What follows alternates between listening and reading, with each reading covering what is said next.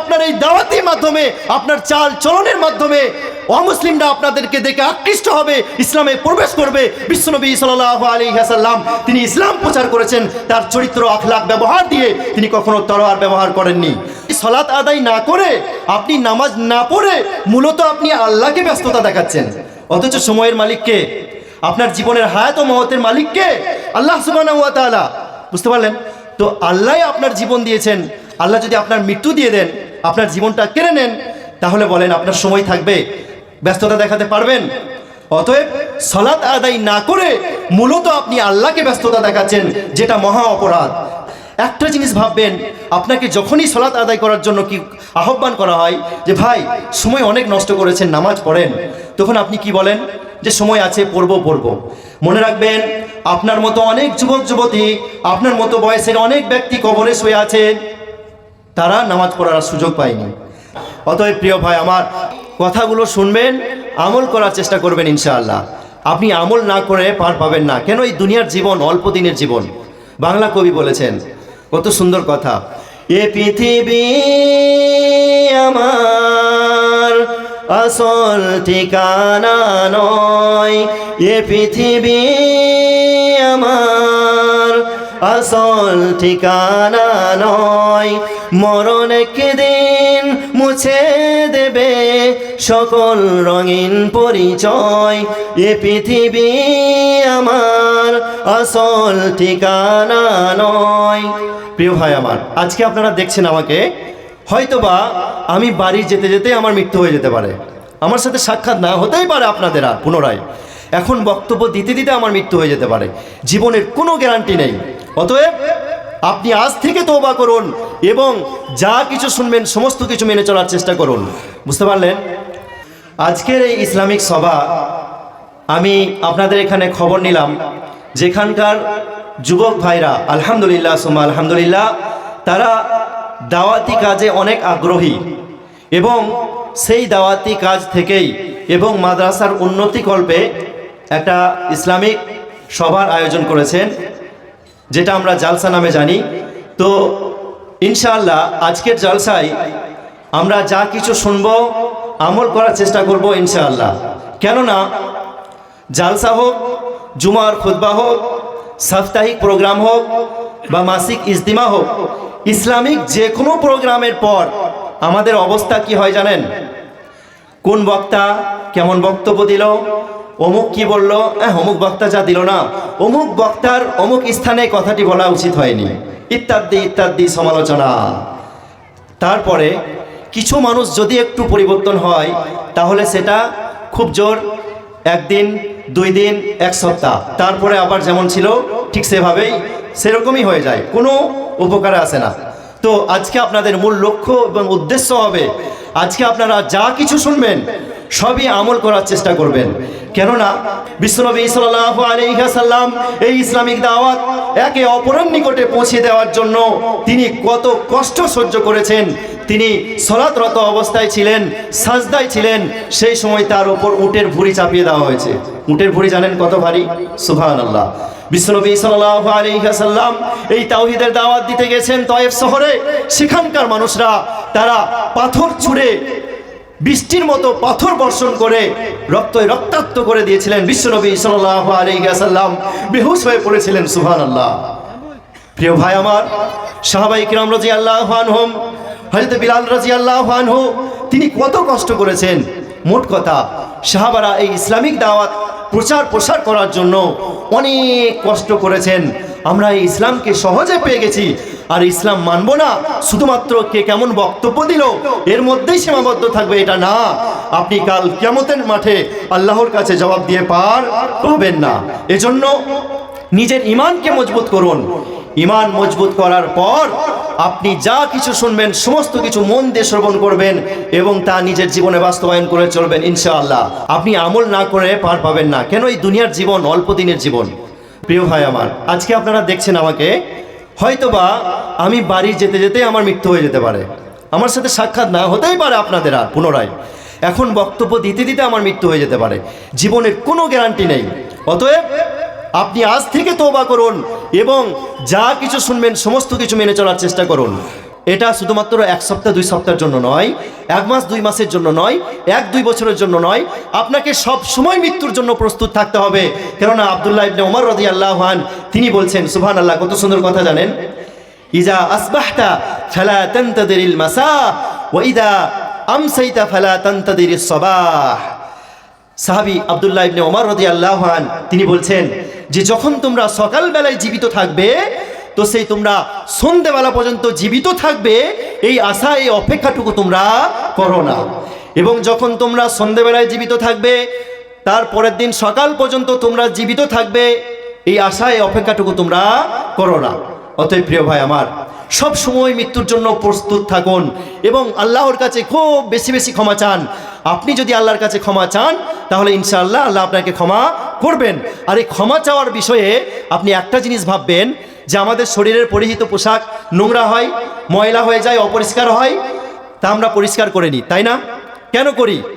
যে পরিষ্কার করে নিই এজন্যই যে নোংরা কাপড় পরে থাকবো, লজ্জা লাগবে, সমাজের মানুষ বিভিন্ন রকম কথা বলবে, সেজন্য আমরা শরীরের পরিহিত পোশাক পরিষ্কার করে নিই। আর আমরা এটা জানি যে শরীরের পোশাক পরলে তা নোংরা হবেই হবে। ঠিক অনুরূপভাবে আপনি শরীরের পরিহিত পোশাক আপনি পরিষ্কার করে নিচ্ছেন মানুষের লজ্জার জন্য, লজ্জিত হবেন সেজন্য, অথচ আপনি জানেন যে আপনি মানুষ, আপনি ভুলের ঊর্ধ্বে নয়, আপনি ভুলের বাইরে নয়। তাহলে আপনি আল্লাহর কাছে ক্ষমা চাইতে কেন দ্বিধাবোধ করবেন? ক্ষমা চাইতে কেন বিরক্ত বোধ হবেন? অথচ আপনার সকাল থেকে সন্ধ্যা পর্যন্ত আপনার জীবনে ভুলে ভরা, অনেক ভুল, অনেক গুনাহ হচ্ছে। অতএব প্রিয় ভাই আমার, আল্লাহর কাছে বেশি বেশি ক্ষমা চান, বেশি বেশি তওবা করুন। ইনশাআল্লাহ আল্লাহ রাব্বুল আলামিন আপনার জীবনের সমস্ত গুনাহকে মাফ করে দেবেন। আপনি আল্লাহর কাছে ক্ষমা চান, বুঝতে পারলেন? যত বেশি ক্ষমা চাইবেন তত বেশি আপনি সাকসেস হবেন, সফল হবেন। কেননা রাসূল সাল্লাল্লাহু আলাইহি ওয়াসাল্লাম বলেছেন, যে ব্যক্তি নিজের আমলনামা দেখে খুশি হতে চায়, সিলসিলাতুল আহাদিস আর সহিহার মধ্যে আছে, সে যেন আল্লাহর কাছে বেশি বেশি তওবা ইস্তিগফার করে। আচ্ছা বলেন, যে আমলনামা দেখে খুশি হতে চায় সে যেন আল্লাহর কাছে বেশি বেশি তওবা ইস্তিগফার করে। এর অর্থ কি? আমলনামা মানে কি? জান্নাতে অথবা জাহান্নামে যাওয়ার সার্টিফিকেট। এই সার্টিফিকেট দেখে যারা খুশি হতে চায়, তার মানে যারা জান্নাতে যাওয়ার সার্টিফিকেট পেতে চায়, তারা যেন কি করে? বেশি বেশি আল্লাহর কাছে ক্ষমা চায়। কথাগুলো মন দিয়ে শ্রবণ করবেন, একেবারে নির্ভেজাল হাদিস কোরআনের কথা বলা হচ্ছে, বুঝতে পারলেন তো? যেই ব্যক্তি নিজের আমলনামা দেখে খুশি হতে চায়, আর আমলনামা মানে হলো জান্নাত জাহান্নামে যাওয়ার সার্টিফিকেট, আর খুশি সেই ব্যক্তিই হবে যে জান্নাতের সার্টিফিকেট পাবে। জাহান্নামের সার্টিফিকেট পেয়ে কখনো কোনো ব্যক্তি খুশি হতে পারে না। তো যে ব্যক্তি জান্নাতের সার্টিফিকেট পেতে চায় সে যেন বেশি বেশি আল্লাহর কাছে তওবা ইস্তিগফার করে, বুঝতে পারলেন তো? আল্লাহর কাছে বেশি বেশি তওবা ইস্তিগফার করুন, ইনশাআল্লাহ আল্লাহ আমাদেরকে ক্ষমা করবেন। আজ থেকে প্রায় 15-16 বছর বা 18-20 বছর পূর্বে আমরা দেখেছি, তখন সামান্য একটু একটু জ্ঞান হয়েছে, বুঝতে পারলেন? তখন আমাদের বাড়ির মেয়েদেরকে দেখেছি যে তারা যখন এক স্থান থেকে অন্য স্থানে যেত, গরুর গাড়ি, ঘোড়ার গাড়ি বা রিক্সাতে, তখন তারা কাপড় দিয়ে সুন্দরভাবে টেঙে এক জায়গা থেকে অন্য জায়গায় যেত, বুঝতে পারলেন? পর্দা করে। আচ্ছা, পর্দা করা কি সুন্নাত, নফল নাকি ফরজ? ফরজ। ঠিক এভাবেই বর্তমানে এখন যদি কোনো মহিলা টোটোতে কাপড় টেঙে যায়, তাহলে আমাদের মুসলিমরা, নামধারী মুসলিমরা, এরা কি বলবে জানেন? এরা ইসলামকে নিয়ে বেশি বাড়াবাড়ি করছে, আমাদের বাড়ির মেয়ে নেই, হাজি বিবি হয়ে গেছে, ইত্যাদি ইত্যাদি পর সমালোচনা। আপনি ফরজ কাজ মানবেন, তাতে এত বেশি সমালোচনা। কিন্তু আপনার পাশ দিয়ে যদি কেউ গান বাজিয়ে যায়, তাহলে মনে করবেন এটা আম হয়ে গেছে, কোনো ব্যাপারই না, একেবারে কিচ্ছু মনে হবে না। তাহলে আমাদের ঈমান কত দুর্বল হয়ে গেছে, বুঝতে পারছেন? আমরা কত দূরে পৌঁছে গেছি, বুঝতে পারছেন? কেন আমাদের ওপর বিপদ আসবে না? কেন জালেম সরকার দ্বারা আল্লাহ আমাদের কি করবেন না, আমাদের কষ্ট দেবেন না? কেন দেবেন না? আমরা কোরআন থেকে দূরে সরে গেছি, কোরআনের ধারে কাছে আসতে হবে। অতএব প্রিয় ভাই আমার, পর্দা করা ফরজ, এই ফরজ বিধান পালন করবে, সেজন্য বিভিন্ন রকমের সমালোচনার শিকার হতে হয়। অথচ হারাম গান বাজনা আপনার পাশ দিয়ে পেরিয়ে যাচ্ছে, আপনি কিছু বললেনই না মুখে। আপনি কোন স্থানে গিয়ে পৌঁছেছেন? আপনি কোন স্থানে গিয়ে পৌঁছেছেন? আরও একটা উদাহরণ নেন, আমাদের সমাজে অনেক বাচ্চা বাচ্চা ছেলে মেয়ে আছে, তাই না? আমরা প্রশ্ন করি, বাবু তুমি কোন ক্লাসে পড়ো? তখন একটা ছাত্র অথবা ছাত্রী উত্তরে বলছে, আমি ক্লাস 4-এ পড়ি। আবার 2 বছর পর আপনি জিজ্ঞেস করছেন, বাবু তুমি কোন ক্লাসে পড়ো? সেই একই ছাত্র অথবা একই ছাত্রী উত্তরে বলছে, আমি ক্লাস 4-এ পড়ি।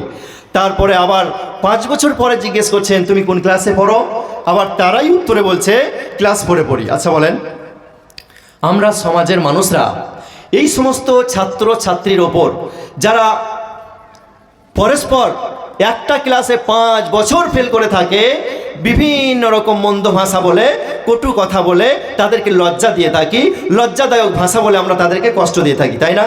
যে ছিছি পড়াশোনা করে না, মাথায় গোবর ভরা আছে, ইত্যাদি ইত্যাদি বিভিন্ন রকম কথা বলে থাকি, তাদেরকে কষ্ট দিয়ে থাকি, লজ্জা দিয়ে থাকি।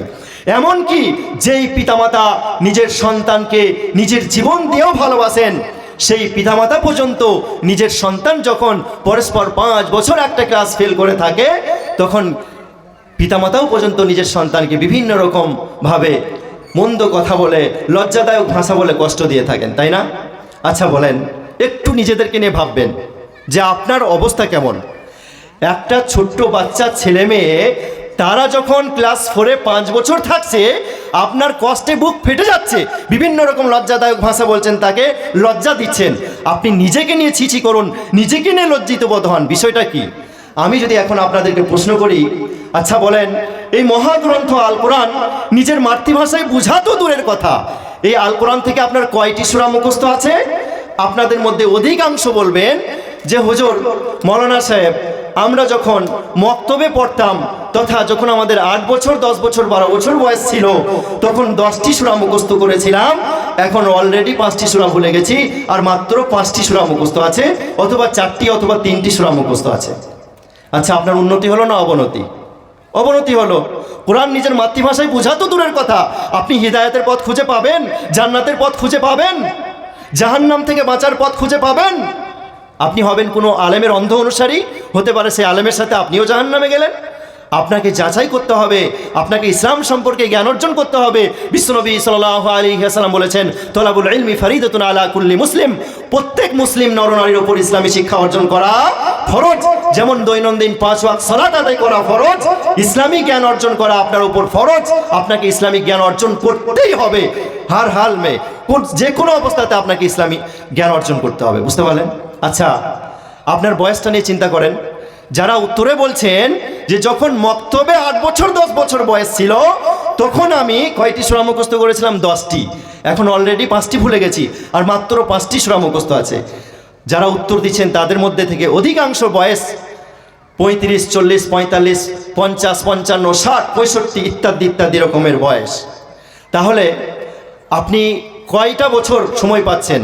তার মানে হিসাব করে দেখেন, 20 বছর, 25 বছর, 30 বছর, 35 বছর, 40 বছর আপনি ক্লাস 4-এ থেকে যাচ্ছেন না ফেল করে, বরং এই 25-30 বছর আপনি ক্লাস 4 থেকে কেজি 1-এ নেমে যাচ্ছেন, শিশু 1-এ নেমে যাচ্ছেন। নিজেকে নিয়ে ছিছি করেন না, নিজেকে নিয়ে লজ্জিত বোধ হন না। আর আপনি একটা শিশু বাচ্চার ওপর ক্লাস 4-এ যখন 5 বছর ফেল করছে, তখন তাকে নিয়ে আপনার বিভিন্ন রকমের চিন্তা। নিজেকে নিয়ে ছিছি করুন, নিজেকে নিয়ে লজ্জিত বোধ হন। কিভাবে জান্নাতের পথ খুঁজে পাবেন? কোরআন থেকে কত দূরে আপনি! সুবহানাল্লাহ। আমাদের চাল চলন নীতি এমন হয়ে গেছে যে ইহুদিরা আমাদেরকে দেখে হাসছে। এজন্য উর্দু কবি বলেছেন, ওয়াদা মে তুম হো নসারা তমদ্দুন মে হুনুদ, ওয়াদা মে তুম হো নসারা তমদ্দুন মে হুনুদ, ये वह मुसलमान है जिन्हें देखकर शर्माए यहूद। আমাদের বর্তমানে অবস্থা কেমন জানেন? আপনার মধ্যে কিছু চাল চলন, আচার, আখলাক, ব্যবহার এমন আছে যেগুলো হিন্দুদের, কিছু চাল চলন, আচার, আখলাক এমন রয়েছে আপনার চরিত্রের মধ্যে ইহুদিদের, কিছু রয়েছে খ্রিস্টানদের।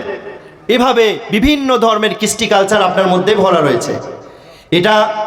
এই ধরনের কৃষ্টি কালচার নিয়ে আপনি জান্নাতে যেতে পারবেন কি পারবেন না?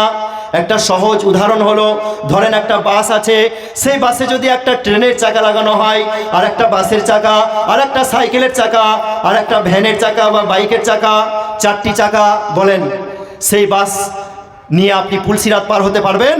জান্নাতে যেতে পারবেন? অসম্ভব। আপনার এই চাল চলন, আচার, আখলাক, আপনার উচিত ছিল যে আপনার এই দাওয়াতির মাধ্যমে, আপনার চাল চলনের মাধ্যমে অমুসলিমরা আপনাদেরকে দেখে আকৃষ্ট হবে, ইসলামে প্রবেশ করবে। বিশ্বনবী সাল্লাল্লাহু আলাইহি ওয়াসাল্লাম তিনি ইসলাম প্রচার করেছেন তার চরিত্র, আখলাক, ব্যবহার দিয়ে। তিনি কখনো তলোয়ার ব্যবহার করেননি। তলোয়ার ব্যবহার কেন করেছিলেন? শুধুমাত্র নিজেদের মা বোন স্ত্রীদেরকে, সাহাবীদের মা বোন স্ত্রীদেরকে সেই অত্যাচারদের, সেই ইসলামের দুশ্মনদের হঠাৎ তারা আচানক হামলা করে দিত, তাদের হামলা থেকে বাঁচার জন্য তারা এই যুদ্ধ করেছেন, কিন্তু ইসলাম প্রচার করেছেন শুধুমাত্র নিজের আখলাক চরিত্র ব্যবহার দ্বারা। প্রিয় শ্রোতা মণ্ডলী, এই জন্যই না আপনি গুগলে সার্চ করে দেখেন যে মানব জাতির শ্রেষ্ঠ মানব কে, গুগল আপনাকে উত্তর দিয়ে দেবে হযরত মুহাম্মদ সাল্লাল্লাহু আলাইহি ওয়াসাল্লাম। আপনি স্বামী বিবেকানন্দ বলেছেন যে মানব জাতির সেরা মানব হযরত মুহাম্মদ সাল্লাল্লাহু আলাইহি ওয়াসাল্লাম।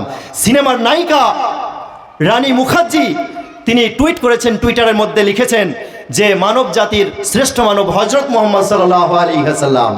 আর আপনার রাসূল, আপনি রাসূল সাল্লাল্লাহু আলাইহি ওয়াসাল্লামের আখলাক চরিত্র ব্যবহার ভালো লাগে না, বিশ্বনবী সাল্লাল্লাহু আলাইহি ওয়াসাল্লামের চেহারা আপনার পছন্দ নেই, এজন্য আপনার মুখে দাড়ি নেই। সুবহানাল্লাহ, দাড়ি হচ্ছে একমাত্র এমন ইবাদত যেই দাড়ি দ্বারা কাল কিয়ামতের মাঠে হাসরের দিন আল্লাহর কাছে সুস্পষ্ট দাড়ি নিয়ে উঠবেন, একটা স্পষ্ট ইবাদত নিয়ে আল্লাহর সামনে দাঁড়াবেন। কত খুশির বিষয়। আর অন্য কোনো ইবাদত আপনি আল্লাহকে স্পষ্টভাবে দেখাতে পারবেন হাসরের মাঠে? পারবেন না। অথচ দাড়ি, রাসূল সাল্লাল্লাহু আলাইহি ওয়াসাল্লামের চেহারা, নুরানি চেহারা, একেবারে মুখমণ্ডল দাড়িতে ভর্তি, আর আপনার বিয়ে হবে না। আরে ভাই, দাড়ির মাধ্যমে যদি কোনো মহিলা আপনাকে রিজেক্ট করে তাহলে ভাববেন যে এই মহিলা আমাকে রিজেক্ট করেনি, বরং এই মহিলাকে আল্লাহর তরফ থেকে আমি রিজেক্ট করেছি। বুঝতে পারলেন? অনেকে বলছে যে আমার বিয়ে হয়ে যাক, বিবাহ হয়ে যাক, তারপরে আমি দাড়ি রাখবো। এটা তো হলো না। রাসূল সাল্লাল্লাহু আলাইহি ওয়াসাল্লাম বলছেন, সহিহ মুসলিমের হাদিস, যে মহিলাদেরকে বিবাহ করা হয় তুনকাহুল মারাতু লিআরবাইন, চারটি জিনিস দেখে, লিমালিহা ওয়ালি জামালিহা ওয়ালি হাসাবিহা ওয়ালি দীনিহা, তার ধনসম্পদ দেখে, তার সৌন্দর্য দেখে, তার খানদান দেখে, পরিবার দেখে, এবং তার দিন দেখে, ধার্মিকতা দেখে। তো রাসূল সাল্লাল্লাহু আলাইহি ওয়াসাল্লাম বলছেন কি, যে ধার্মিকতাকে প্রাধান্য দাও, যার ধর্ম বেশি, যে ইসলামকে বেশি মেনে চলে, যার মধ্যে ইসলামিক জ্ঞান বেশি আছে, এমন মহিলাকে বিবাহের ক্ষেত্রে কি করো? গুরুত্ব দাও। প্রিয় ভাই আমার, কোনো মহিলা যদি আপনাকে দাড়ি রাখার জন্য পছন্দ না করে, তাহলে আপনি ভেবে রাখবেন যে এই মহিলা আপনার পরিবারের সদস্য হওয়ার যোগ্যতা তার নেই, আপনার স্ত্রী হওয়ার যোগ্যতা তার নেই, এমন ভাববেন। অনেক সময় দেখা যায় যে অনেক ব্যক্তি বিবাহের আগে থেকেই দাড়ি রেখেছেন বা বিবাহের পরে দাড়ি রেখেছেন, দাড়ি রাখা ওয়াজিব, অথচ তার স্ত্রী তাকে বলছে এই তোমার মুখের দাড়ি আমাকে ভালো লাগে না। মানে দাড়ি রাখছে স্বামী আর চুলকাইছে স্ত্রীর মুখে। বুঝতে পারলেন? ওর মুখে চুলকাইছে। তো কথা হচ্ছে যে দাড়ি রাখছে আর স্ত্রী বলছে তোমার মুখের দাড়ি ভালো লাগে না। তখন আপনি আপনার স্ত্রীর কথার প্রতি উত্তরে বলবেন যে আপনার মাথার চুলও আমাকে ভালো লাগে না, আপনার মাথার চুলগুলো ছিলে ফেলে দেন, ন্যাড়া করে নেন।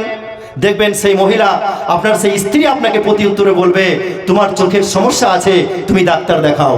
তখন আপনিও বলবেন যে তোমারও চোখের সমস্যা আছে, আল্লাহ এবং আল্লাহ রাসূল সাল্লাল্লাহু আলাইহি ওয়াসাল্লামের বিধিবিধানকে, আমি মুসলিম, তাদের বিধিবিধানকে আমাকে জীবন দিয়ে রক্ষা করতে হবে, ভালোবাসতে হবে।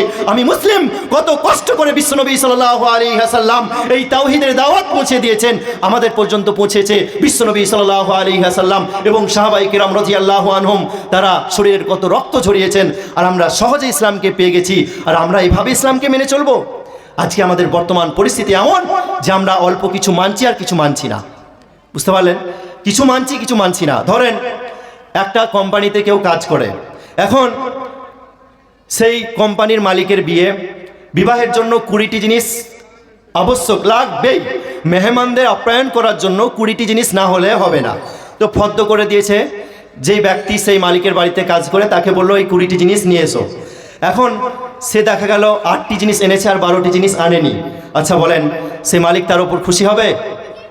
খুশি হবে না। হয়তো ইচ্ছা করে আনলো না, বা তার কষ্ট হচ্ছে, ভারী হচ্ছে, আনলো না, তো মালিক খুশি হবে না। দুনিয়ার মালিক খুশি হচ্ছে না। কিছু জিনিস মানলেন, কিছু মানলেন না। তো আল্লাহ সুবহানাহু ওয়া তাআলা, বিশ্বনবী সাল্লাল্লাহু আলাইহি ওয়াসাল্লাম আমাদেরকে যে ইসলাম দিয়েছেন, আমরা নিজের মন পছন্দ মতো কিছু মানলাম, আর যেগুলো মন পছন্দ নয় সেগুলো মানলাম না। তাহলে চলবে? আল্লাহ আমাদের খুশি হবেন? মালিকের মালিক আল্লাহ সুবহানাহু ওয়া তাআলা, তিনি আমাদের উপর খুশি হবেন না। এজন্য মহান আল্লাহকে খুশি করার জন্য আমাদেরকে ইসলামের সমস্ত কিছুকেই মেনে চলার চেষ্টা করতে হবে। কিন্তু আমাদের মধ্যে তেমনটা নেই। বুঝতে পারলেন? একজন ব্যক্তি বড় বড় কথা বলছে। কি বলছে? যে অমুক ব্যক্তি এই ভুল করছে, অমুক ব্যক্তি এই ভুল করছে, বিভিন্ন রকম। আর তার মধ্যে দেখা হলো মুখে দাড়ি নেই, মুখে দাড়ি নেই। সে একটা ওয়াজিব তার করছে, দাড়ি রাখা ওয়াজিব, এই নিয়ে সে চিন্তা বিবেচনা করে না যে আমি ইসলাম থেকে কত দূরে। আরে ভাই, আল্লাহ এবং আল্লাহ রাসূল সাল্লাল্লাহু আলাইহি ওয়াসাল্লামের বিধিবিধানকে মন দিয়ে প্রাণ দিয়ে আপনি ভালোবাসুন, নচেত কাল কিয়ামতের মাঠে মহান আল্লাহর কাছে জবাব দিয়ে আপনি পার পাবেন না। প্রিয় ভাই আমার, একটা জিনিস লক্ষ্য করবেন, আল্লাহ এবং আল্লাহ রাসূল সাল্লাল্লাহু আলাইহি ওয়াসাল্লাম ইসলামে যে একটা কথাকে বারবার ঘুরিয়ে বলেন, রিপিট করে বলেন, তার অর্থ হচ্ছে এই যে ইসলামে তার গুরুত্ব অনেক অনেক বেশি। আসুন আমরা জেনে নিই ইসলামে কোন জিনিসের গুরুত্ব বেশি। আল্লাহ সুবহানাহু ওয়া তাআলা তিনি পবিত্র গ্রন্থ আল কোরআন সূরা নম্বর 54, সূরার নাম সূরাতুল কমার, এবং আয়াত নম্বর 17, 22, 32, 40 সূরা কমারের চারটি স্থানে আল্লাহ রাব্বুল আলামিন বলছেন, ওয়ালাকাদ ইয়াসসারনাল কুরআনা লিয-যিকরি ফাহাল মিন মুদ্দাকির। সুবহানাল্লাহ।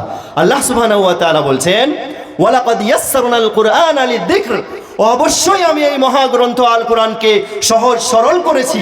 কেউ কি আছে যে কোরআন থেকে উপদেশ নেবে? কেউ কি আছে যে কোরআন থেকে শিক্ষা নেবে? কি শিক্ষা নেবে, কি উপদেশ নেবে? জান্নাতে যাওয়ার পথের শিক্ষা নেবে, জাহান্নাম থেকে বাঁচার পথের শিক্ষা নেবে? বুঝতে পারলেন তো? কেউ কি আছে? আল্লাহ বলছেন আমি কোরআনকে সহজ করেছি। কি প্রয়োজন ছিল মহাগ্রন্থ আল কোরআনে? আল্লাহ সুবহানাহু ওয়া তাআলা এই কথাটা একবার বললেই তো পারতেন। একটা কথাকে চারবার বলছেন, এর অর্থ হচ্ছে এই, সেটা আবার একটা সূরার ভিতরেই। এর গুরুত্ব ইসলামে অনেক অনেক বেশি।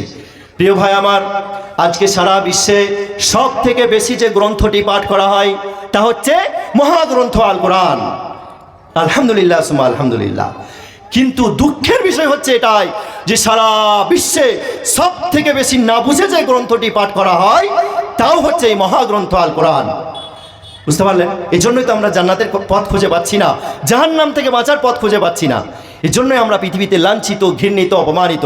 এই জন্য উর্দু কবি খুব দুঃখের সাথে বলেছেন, কি বলেছেন? ওহ জমানে মে মুআজ্জাজ থে মুসলমান হোকর, ওহ জমানে মে মুআজ্জাজ থে মুসলমান হোকর, और आज हम खार हुए तारिके कुराह होकर। সে যুগে সাহাবায়ে কিরাম রাদিয়াল্লাহু আনহুম তারা মুসলিম ছিল, আমরাও মুসলিম। তারা মুসলিম হয়ে সারা বিশ্বের শ্রেষ্ঠ ব্যক্তি হয়ে জীবিত ছিলেন এই পৃথিবীতে। বর্তমানে আমরাও মুসলিম, আমরা মুসলিম হয়ে পৃথিবীতে লাঞ্ছিত, ঘৃণিত হয়েছি। কেমনভাবে? প্রিয় ভাই আমার, আমরা শুধু নিজের গ্রামে গ্রামে নয়, নিজের থানায় থানায় নয়, নিজের জেলায় জেলায় নয়, নিজের রাজ্যে রাজ্যে নয়, নিজের দেশে দেশে নয়, বরং সারা বিশ্বে মুসলিমরা লাঞ্ছিত, ঘৃণিত, অপমানিত, অপদস্থ, পদদলিত হয়েছি শুধুমাত্র একটাই কারণ, সেটা হচ্ছে মহাগ্রন্থ আল কোরআন থেকে দূরে থাকার জন্য। কোরআন থেকে আমরা অল্প কিছু জ্ঞান অর্জন করছি আর ভাবছি যে অনেক শিখে নিয়েছি। জানেন, ইলমের শিক্ষার 3টি স্তর আছে। একজন মহাপণ্ডিত বলেছেন, ওনার নামটি আমি সময় স্মরণে আসছে না, কত সুন্দর কথা বলেছেন যে ইলম শিক্ষা অর্জন করার 3টি স্তর আছে। প্রথম স্তরে যখন কোনো মানুষ শিক্ষা অর্জন করে তখন সে ভাবে যে আমি অনেক শিক্ষা অর্জন করেছি, আমি অনেক শিখে নিয়েছি, আমি মহাপণ্ডিত। বুঝতে পারলেন? তারপরে যখন সে আরও বেশি শিক্ষা অর্জন করতে শুরু করে, আরও একটু গভীরে যায়, তখন সে একটু বিনয়ী হয়। দ্বিতীয় স্তরে সে বিনয়ী হয়। আর তৃতীয় স্তরে সে যখন আরও বেশি জ্ঞান অর্জন করে, অনেক বেশি জ্ঞান অর্জন করে, আরও ইসলামের গভীরে যায়, কোরআন হাদিসের গভীরে যায়, তখন সে ভাবে আমি তো কিছুই শিখতে পারিনি। বুঝতে পারলেন? অতএব প্রিয় ভাই আমার, শিখতে হবে। আর এই শিক্ষা যেন কাউকে কষ্ট দেওয়ার উদ্দেশ্যে না হয়। আমি আপনাদেরকে কষ্ট দেওয়ার জন্য বলছি না। আপনি ইসলামকে মানবেন। রাসূল সাল্লাল্লাহু আলাইহি ওয়াসাল্লামকে আল্লাহ রাব্বুল আলামিন পাঠিয়েছেন সমগ্র মানব জাতির জন্য, শুধুমাত্র আলেম ওলামাদের জন্য নয়। এই দাওয়াতি কাজ আপনাকেও করতে হবে, শুধুমাত্র আলেমদের মধ্যে সীমাবদ্ধ রাখলে চলবে না। তাই দাওয়াতি কাজ করুন, শিক্ষা অর্জন করুন। আমাদের প্রাথমিক পর্যায়ে আমাদের উপর 4টি জিনিস ফরজ, জানেন? 1 নম্বর ফরজ হচ্ছে শিক্ষা অর্জন করা। আপনি যা শিখবেন তা, 2 নম্বর ফরজ আপনি তা মেনে চলবেন, নিজে আমল করবেন। 3 নম্বর ফরজ আপনি যা শিখলেন, যা নিজের জীবনে বাস্তবায়ন করে চললেন, নিজে মেনে চললেন, তা অপরের নিকটে পৌঁছে দেবেন, দাওয়াত তাবলীগের কাজ করবেন। এবং 4র্থ স্থানে ফরজ হচ্ছে 4র্থ নম্বর, সেটি হচ্ছে এই 3টি কাজ করতে গিয়ে আপনার ওপর অনেক ঝড় মুসিবত আসতে পারে, তাতে আপনাকে কি করতে হবে? ধৈর্য ধারণ করতে হবে। বুঝতে পারলেন? ইনশাআল্লাহ আমরা ধৈর্য ধারণ করব। প্রিয় ভাই আমার, এই মহাগ্রন্থ আল কোরআন দেখে যেন মনে হয় এটা অ্যাটম বম। কোরআন আমাদের ধারে পাশে রাখা যাবে না। এটা কি মনে হয় দেখে? Atom bomb. আমরা কি করি? বাড়ির সব থেকে উঁচু স্থানে রেখে দিই কোরআনকে, এবং যখন 10 দিন 15 দিন পর একটু ইচ্ছা হয় যে কোরআন তিলাওয়াত করব, কোরআন পাঠ করব, তখন শয়তান আমাদের মনে অশ্বাসা দেয়, কি কুমন্ত্রণা দেয়, কি অশ্বাসা দেয়, যে তুমি কোরআন পড়বে, কোরআন তেলাওয়াত করবে, কোরআনটা পড়ার জন্য একটা চেয়ার বা টেবিল আনতে হবে, তার উপরে চাপতে হবে, তারপরে কোরআনটা পড়তে হবে। 15-20 দিন পড়া হয়নি, কোরআনের ওপরে হয়তো ধুলো আছে, সেগুলো মুছতে হবে। তারপরে জুজদানে যে দড়িটা লাগা আছে 5 হাত লম্বা, সেই দড়িটা খুলতে বাঁধতেই তো তোমার হাতে 10 মিনিট শেষ। তো তোমার যে 10 মিনিট আছে তুমি কিভাবে কোরআন তেলাওয়াত করবে? শয়তান মনে অশ্বাসা দিচ্ছে। অতএব কোরআন পড়ার দরকার নেই। খাটের ওপরে টিভি রিমোটটা আছে, চালিয়ে দিল, সিরিয়াল দেখতে শুরু করে দিল। এজন্য বাংলা কবি দুঃখের সাথে বলছেন, কি বলেছেন? স্টার জলসায়ার জি বাংলা, স্টার জলসায়ার জি বাংলা, নষ্ট করলো আমার সোনার বাংলা। প্রিয় ভাই আমার, কোরআনকে নিজের ধারে পাশে রাখুন।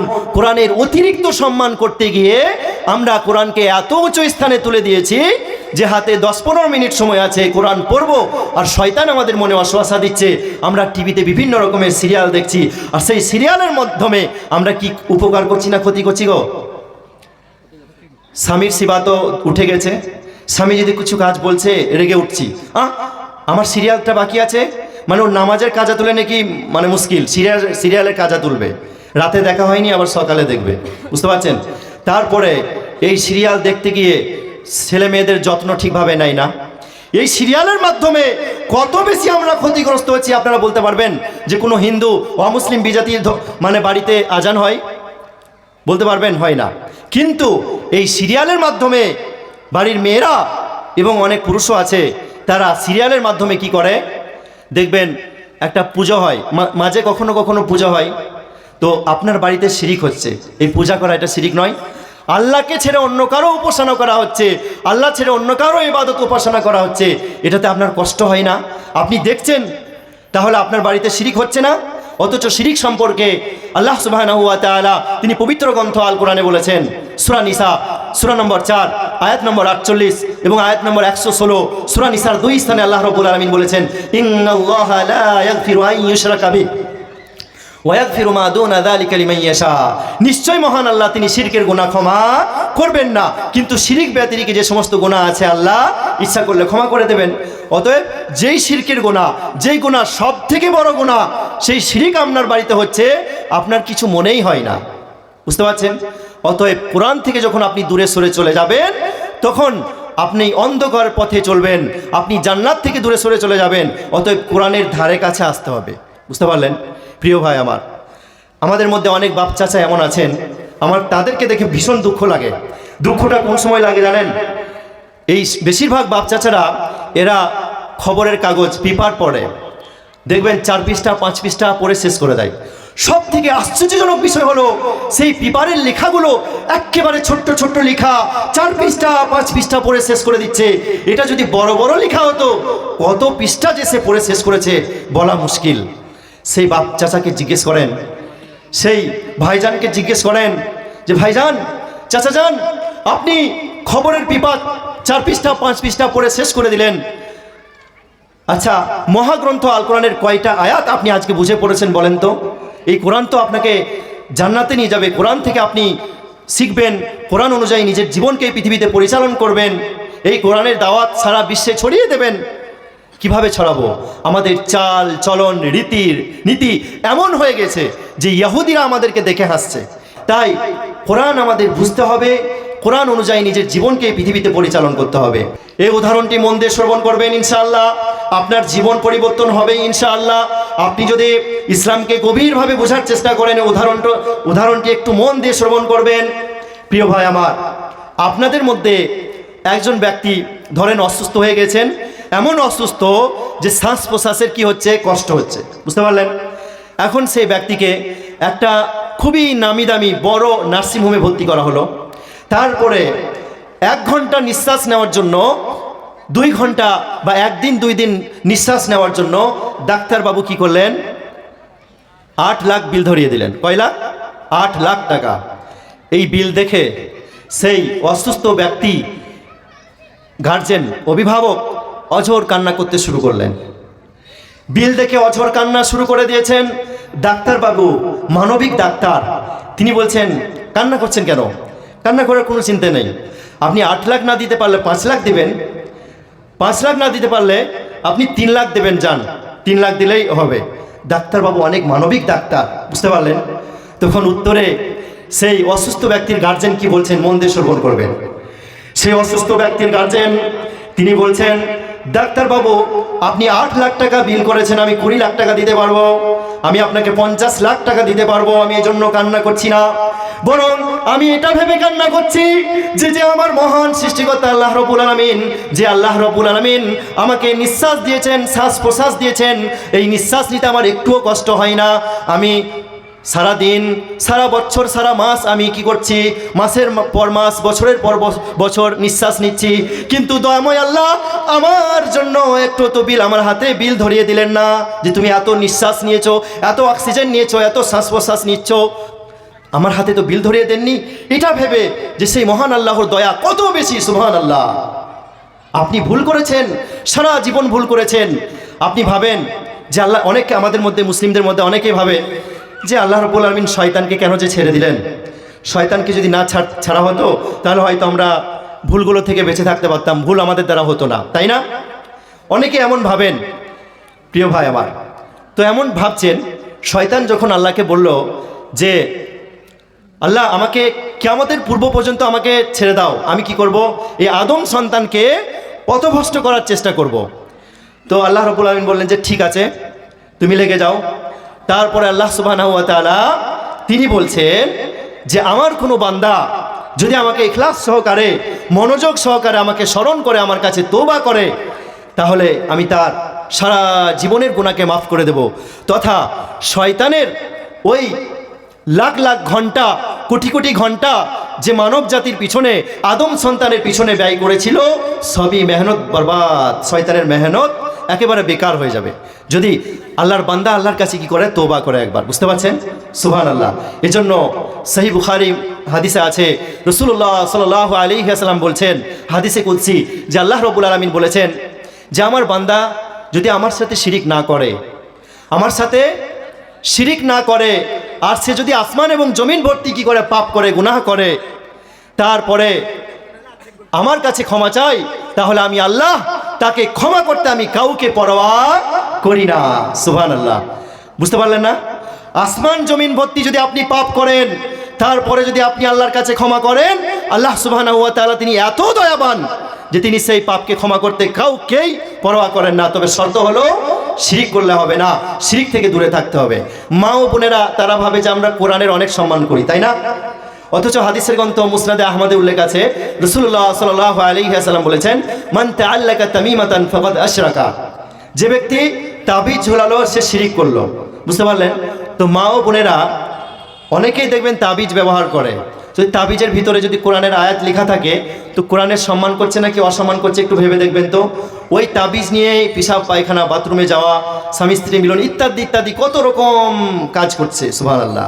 তাহলে কোরআনের সম্মান হচ্ছে না অসম্মান? তো একটু ভয় হয় না আল্লাহ? অতএব মা ও বোনেরা, আপনারা ইসলামের ছায়াতলে আসুন, ইসলামের গভীর জ্ঞান অর্জন করুন, কোরআনকে নিজের মাতৃভাষায় জানার চেষ্টা করুন। আজ থেকে তওবা করুন এবং কোরআনকে নিজের মাতৃভাষায় বোঝার জন্য নিজের সময় ব্যয় করেন। ইনশাআল্লাহ শুরু করে দেন। আলহামদুলিল্লাহ সুম্মা আলহামদুলিল্লাহ। আপনারা দাওয়াতি কাজ করছেন, অনেক ভালো কাজ, দাওয়াতি কাজ এর ওপর অটল থাকবেন, দাওয়াতি কাজ কখনো ছেড়ে দেবেন না, এবং বিভিন্ন রকমের আলেম, যোগ্যতা সম্পন্ন আলেমদেরকে নিয়ে এসে আপনারা দাওয়াতি কাজ চালাবেন, কিন্তু আপনারা কখনো এই দাওয়াতি কাজ থেকে ফিরে যাবেন না। কেননা আল্লাহ সুবহানাহু ওয়া তাআলা তিনি এই দাওয়াতি কাজ শুধুমাত্র আলেম ওলামাদেরকে নয়, বরং রাসূল সাল্লাল্লাহু আলাইহি ওয়াসাল্লাম তিনি সহিহ বুখারীর হাদিস দ্বারা আমাদের জানিয়ে দিয়েছেন যে বাল্লিগু আন্নী ওয়ালাউ আয়া।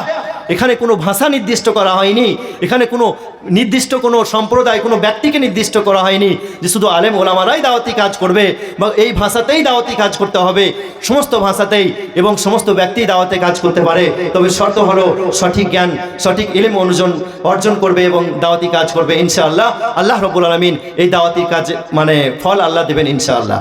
কেন? আল্লাহ রাব্বুল আলামিন সূরা হামিম সাজদা 33 নম্বর আয়াত কি বলেছেন? সূরা ফুসিলাতের 33 নম্বর আয়াতে সূরাটি দুটি নাম। আল্লাহ বলছেন, ওমান আহসানু কাওলাম মিম্মা দাআ ইলাল্লাহ ওয়া আমিলা সালিহান ওয়া ক্বালা ইন্নানি মিনাল মুসলিমিন। সেই ব্যক্তির থেকে উত্তম কথা আর কার হতে পারে? ওমান আহসানু কাওলাম মিম্মা দাআ ইলাল্লাহ, যে ব্যক্তি মানুষকে আল্লাহর দিকে ডাকে এবং ওয়ামিলা সালিহা এবং সে নিজেও সৎকর্ম করে, ও ক্বালা ইন্নানি মিনাল মুসলিমিন এবং সে বলে আমিও একজন মুসলিমদের মধ্যেই। আচ্ছা, আমরা মুসলিম বলতে কি বুঝি গো? মুসলিম বলতে আমরা নামে মাত্র মুসলিম। মুসলিম মানে আমরা নামে মাত্র মুসলিম। বর্তমানে আমাদের অবস্থা, বিভিন্ন রকমের উদাহরণ দিয়ে আপনাদেরকে বোঝালাম।